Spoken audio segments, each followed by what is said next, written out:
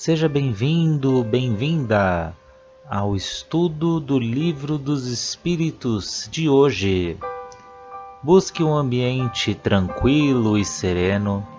Prepare o seu recipiente com água, que será magnetizado no decorrer do estudo de hoje, e fixe o pensamento em Jesus. Bons estudos!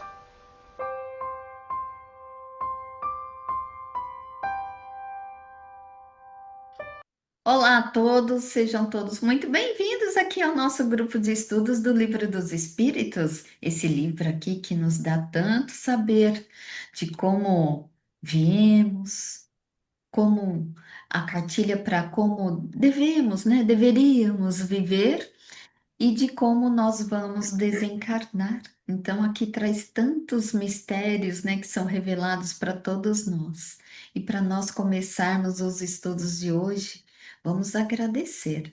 Agradecer ao nosso Mestre Jesus, a toda a espiritualidade amiga, os mentores que nos acompanham, o nosso anjo da guarda, aquele anjo individual que nos acompanha nessa jornada terrena. Vamos agradecer a Nossa Senhora Mãezinha Santíssima, que nos envolve todos os dias com seu manto azul, azul de luz.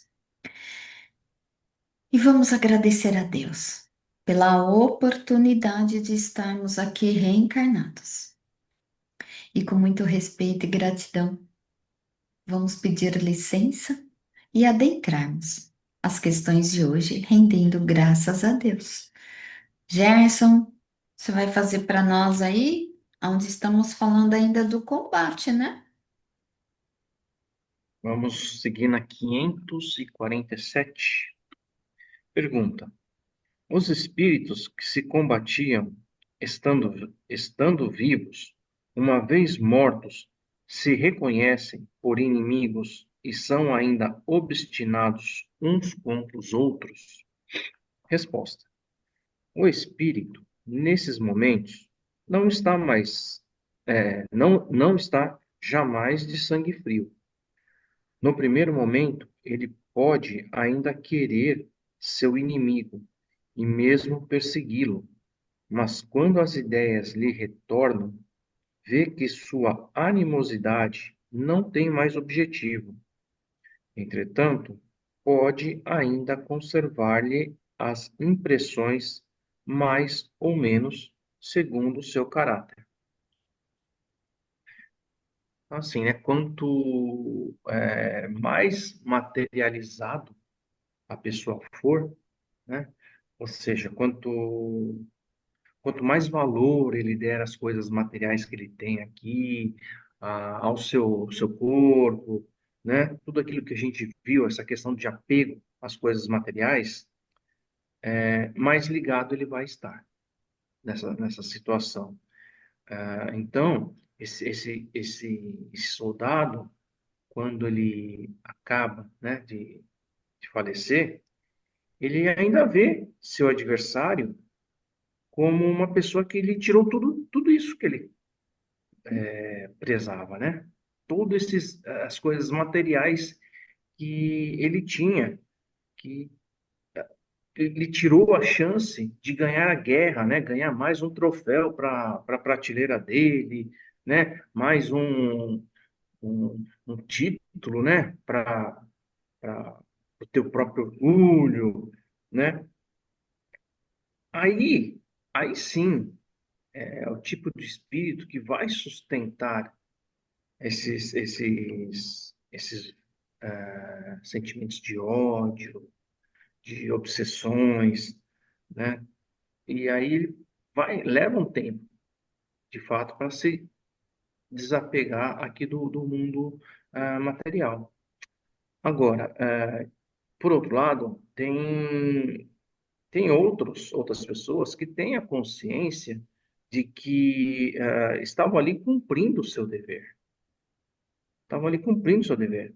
E ao se desencarnar, ele tem a consciência de que aquelas outras pessoas também estavam sob uma ordem, estavam lá cumprindo as suas missões, né? Então, assim, ambos estavam ali apenas cumprindo as suas ordens e não matavam por questões pessoais, né? Matavam por propósito. Estavam numa guerra, cada um defendendo a tua nação, a tua bandeira, né? Aí eu estava lendo essa questão, lembrei até sim, uma partida de futebol. Os 90 minutos, as pessoas são adversas, os jogadores são adversários, não são inimigos, né? Vão ficar peleando ali os 90 minutos. Acabou o jogo, pô, se cumprimentam, se parabenizam, trocam camisas e cada um vai para o teu lado, segue tua vida, né? Então, existem pessoas que encaram o adversário não como adversário, mas como inimigo. E esses é que sofrem mais, que eu entendi aqui nessa questão, né? Na questão de não se libertarem logo no seu desencarne. Essas que consideram como inimigos e não como os adversários, né? E aí, só para complementar, Kardec faz uma outra pergunta, que é a seguinte: percebe ainda o ruído das armas? Então, o espírito desencarnado, o recém-desencarnado, ele consegue escutar ainda os barulhos da guerra? Resposta: sim, perfeitamente.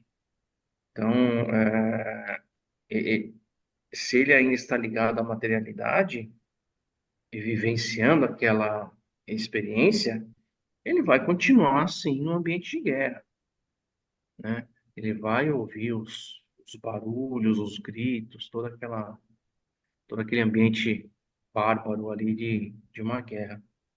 Foi isso que eu entendi, pessoal. É bem Excelente, interessante.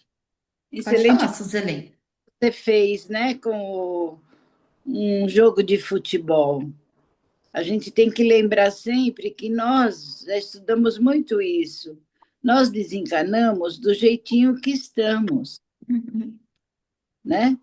Então, num jogo de futebol, nós temos ali várias pessoas, né, ligados com vários espíritos, tanto os inferiores como os superiores, né, assim como na política, né?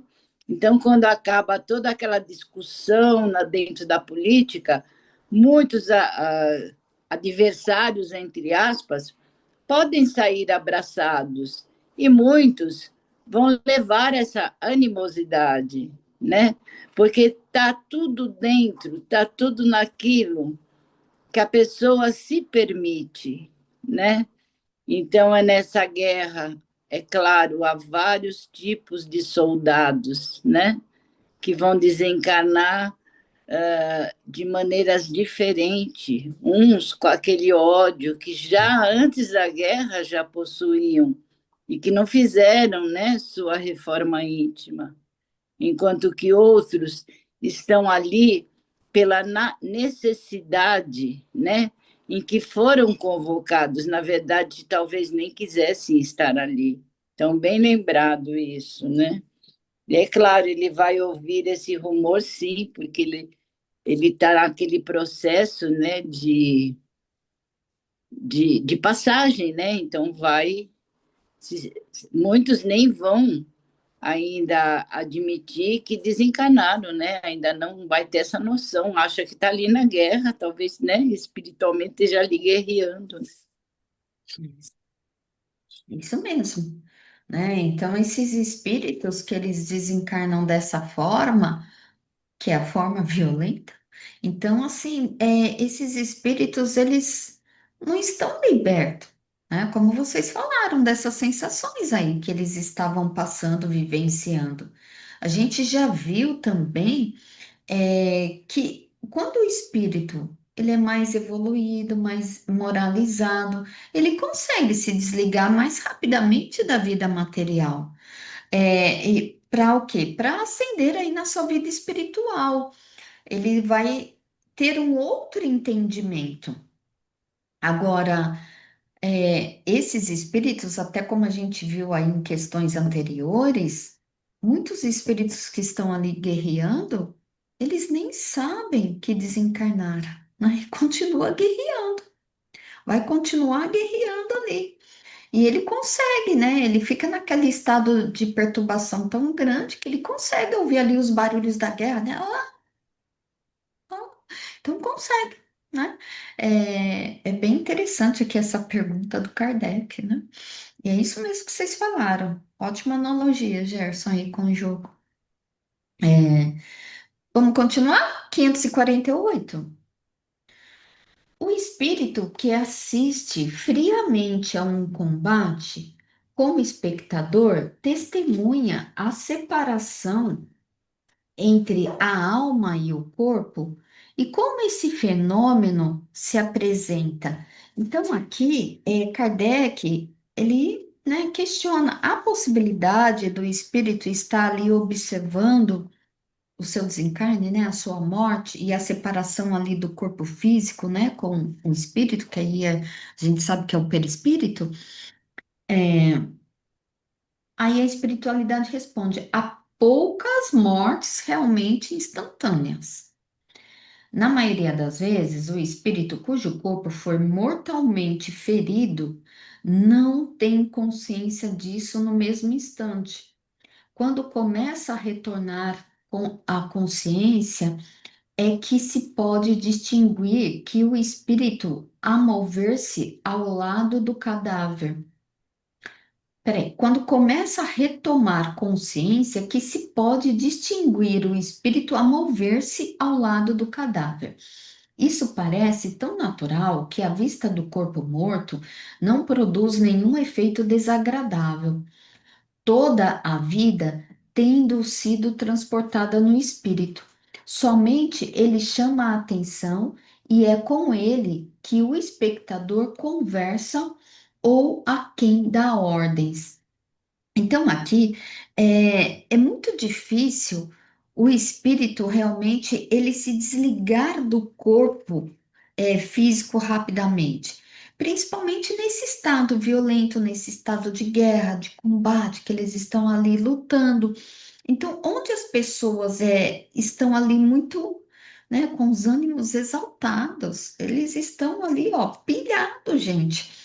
Então, aí, é, a morte, por ela ser violenta, só com o passar do tempo é que ele vai se acalmando, ele vai tomando consciência, né? Porque quem toma consciência? O espírito, né? Então, vai tomando consciência de que ele está naquela condição nova, aquela condição de espírito que está em outro plano. E a gente já sabe, gente, é de acordo com o nosso grau evolutivo, com o nosso grau de moralidade, de desenvolvimento. Não é porque um espírito está ali na guerra, um ser está ali na guerra, ele é inferior. A gente sabe, a gente vê em filmes antigos, quem já assistiu aqueles, eu não lembro direitinho, mas eu sei que é o Soldado Ryan. Não sei quem assistiu, mas então assim, esses soldados eles devem cumprir ali. É uma obrigação cumprir, né? Defender o seu país. Então, eles estão a comando de alguém. Então, mas não significa que todos os soldados ali são inferiores porque estão guerreando. Ele tem que cumprir. É aquela lei da sociedade.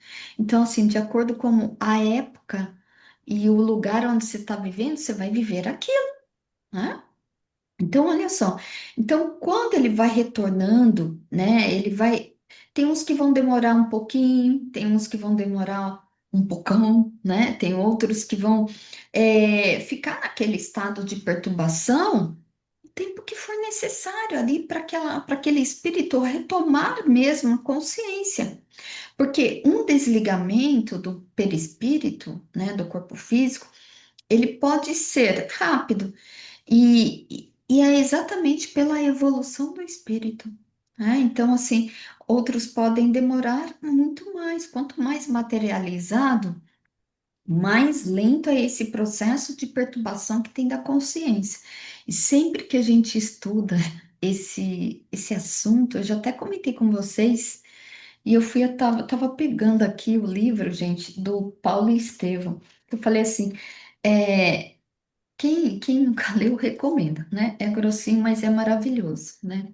Para mim foi um divisor de águas. Aí eu fui nesse final aqui, porque esse final aqui eu li várias vezes.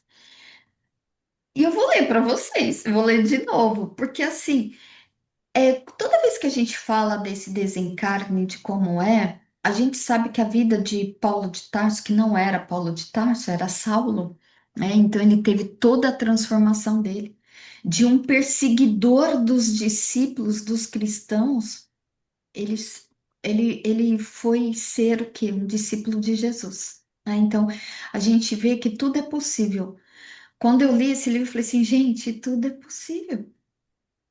A gente não precisa morrer do jeitinho que tá aqui. A gente pode morrer de uma forma melhor. Como? Se melhorando, né? Então, quanto mais a gente se melhora, mais a gente tem um desencarne, digamos assim, leve. Então, a parte bem lá no finalzinho, gente, o último capítulo, né, que é a parte que ele passou aí por todo o processo, toda a transformação e que até os soldados, né, encarregados ali de levá-lo à morte, de tirar mesmo a vida, eles já nem queriam fazer. Tanto que ele fala aqui para um dos soldados, né, que ele tremia, porque ele é como se ele pedisse licença, olha, eu tenho que cumprir. É um soldado que estava cumprindo uma missão. Mas ele foi falar com Paulo porque ele estava emocionado, ele não queria fazer aquilo, não queria tirar a vida de Paulo, mas ele era obrigado, né, pelo seu rei lá. Então ele fala para esse soldado: não tremais, cumpri o vosso dever até o fim. Olha, olha, gente, a evolução desse espírito. Aí um golpe violento fendeu-lhe a garganta, seccionando quase inteiramente a velha cabeça que se nevara aos sofrimentos do mundo. Paulo de Tarso caiu redondamente, sem articular uma palavra. O corpo alquebrado embolou-se no solo como um despojo horrendo e inútil. O sangue jorrava em golfões nas últimas contrações de agonia rápida, enquanto a expedição regressava penosamente muda dentro da luz matinal e triunfante, né? As pessoas já se recolhendo. O valoroso discípulo do Evangelho sentia a angústia das derradeiras repercussões físicas, mas, aos poucos, experimentava uma sensação branda de alívio reparador. Mãos carinhosas e solícitas pareciam tocá-lo de leve, como se arrancassem tão só nesse momento, nesse contato divino, as terríveis impressões dos seus amargurosos padecimentos. Tomado de surpresa, verificou que o transportaram a um local distante e pensou que amigos generosos desejavam assisti-lo em lugar mais conveniente para que lhe não faltasse a doce consolação da morte tranquila. Depois de alguns minutos, as dores haviam desaparecido por completo, guardando a impressão de permanecer à sombra de uma árvore frondosa e amiga. Experimentava a carícia das brisas matinais que passavam em lufadas frescas.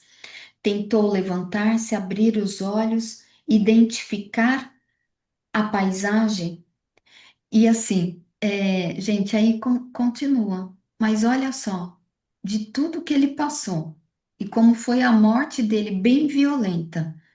Então, ele sentiu rapidamente. E aquelas dores do corpo físico é porque ele já estava muito debilitado, né? Ele estava muito debilitado quando ele foi assim para realmente ali para a hora da sua morte. Então, olha só, depois de alguns minutos, ele sentia a sensação leve, né? Porque assim, ele se sentia como que estivesse ali realmente numa árvore encostado, aquele vento batendo nele. Então, assim, ele conseguiu sentir essa sensação. Então, assim, eu acho tão lindo isso. Para mim, ele traz um grande ensinamento. Aliás, assim, esse livro todo é um grande ensinamento. Mas é isso, gente. Então, depende muito da evolução do espírito. Ninguém nasce anjo. Ninguém nasce perfeitinho. Perfeitinho não fica nesse mundo.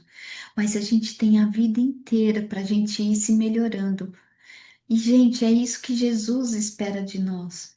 Que nós possamos nos melhorar. A gente não veio aqui, eu não vim aqui para deixar o Gerson melhor, deixar a Suzele melhor, mas o meu melhoramento impacta as pessoas ao meu redor. É isso, né? Então é isso aí, gente. Você vê o homem velho, né? Que se transformou num homem novo, desencarnou como esse homem novo e não sofreu, não demorou tanto, né? Para ter consciência da situação dele no novo plano. Diferente do suicida, por exemplo, né? Que também tem uma morte violenta, né? Ou assassinado, alguma coisa nesse sentido, que demora tanto para ter noção da sua consciência, né? No outro plano. Interessante. É, muito interessante. Então vamos para 549, Suzele? Tudo bem. Então, vamos entrar em outro item, o pacto. 549. Algo de verdade haverá nos pactos com os maus espíritos? Resposta: não, não há pactos. Há, porém, naturezas más que simpatizam com os maus espíritos. Por exemplo, queres atormentar o teu vizinho e não sabe como has de fazer? Chama então por espíritos inferiores, que, como tu, só querem o mal, e que, para te ajudarem, exigem que também os sirva em seus maus desígnios. Não se segue, porém, que o teu vizinho não possa livrar-se dele por meio de uma conjuração oposta e pela ação da sua vontade. Aquele que intenta praticar uma ação má, pelo simples fato de alimentar essa intenção, chama em seu auxílio maus espíritos, aos quais fica então obrigado a servir, porque dele também precisam esses espíritos, para o mal que queiram fazer. Nisto, apenas é que consiste o pacto. Daí Kardec coloca, né, o fato de um homem ficar, às vezes, na dependência de espíritos inferiores, nasce de se entregar aos maus pensamentos e que este lhe sugerem, e não da estipulações quaisquer que com ele faça. O pacto, no sentido vulgar do termo, é uma alegoria representativa da simpatia existente entre um indivíduo de natureza má e espíritos malfazejos. Então, veja bem, a vida inteira a gente escutou, né? Ai, fulano vendeu a alma, fizeram um pacto de sangue, né? Então, na verdade, não existe pactos, né? Geralmente se fala em pactos quando se falava em demônios, né? Que eles falam anjos caídos, esse tipo de coisa. E sim, o que existe são as simpatias entre os espíritos encarnados e desencarnados. Então, a ajuda é um trabalho mútuo para o mal. Se eu tenho os pensamentos, se eu sou de uma natureza má, e eu desejo fazer o mal a alguém, rapidinho o meu pensamento vai se conectar com espíritos que têm o mesmo desejo. Às vezes até conhecem aquele que eu desejo fazer o mal. Então, rapidinho, não é um pacto, mas rapidinho eles vêm em meu socorro, né, entre aspas, para fazer o mal. E é claro que isso vai gerar, não um pacto, mas vai gerar um tipo de uma dívida, porque eu vou estar conectado com ele, eles vão também exigir outras coisas de mim ao longo do tempo se eu não mudar, né? Então, essa conexão igual, não existe vítima. Então, a pessoa não foi vítima do mal, ela abriu todas as brechas, ela já tem uma natureza má naquele momento que permitiu que isso acontecesse. Agora, esse vizinho, por exemplo, que ele cita no texto, vai atingi-lo? Mais uma vez, depende de como esteja esse vizinho. Se esse vizinho vibra na frequência baixa, se esse vizinho vibra no mal, com certeza vai atingi-lo. Mas ele tem o livre-arbítrio daquela sensação, daqueles pensamentos que estão chegando, né, de mal, ele tem o livre-arbítrio de rebater isso, dependendo da condição que ele tem, dependendo da reforma íntima dele. Se ele é um espírito que já está fazendo a sua evolução, sua reforma íntima, ele pode sentir sim, mas ele pode modificar esse pensamento para o bem e nada vai acontecer, né? Agora, existe também, muitas vezes, a pessoa, como é que fala? O alvo da atenção, no caso, esse vizinho, pode ser que ele também precise passar por aquilo, mas não foi o espírito mal que fez isso. Não foi aquele espírito encarnado, nem os desencarnados que fizeram isso. Apenas está no seu processo reencarnatório passar por aquilo como aprendizado. Não que haja essa necessidade. Então, nós vamos responder por isso. Sempre, se eu faço o mal, eu vou colher o mal. Mas eu posso mudar. Eu me livro desse espírito quando eu modifico minha vibração, quando eu modifico meus pensamentos.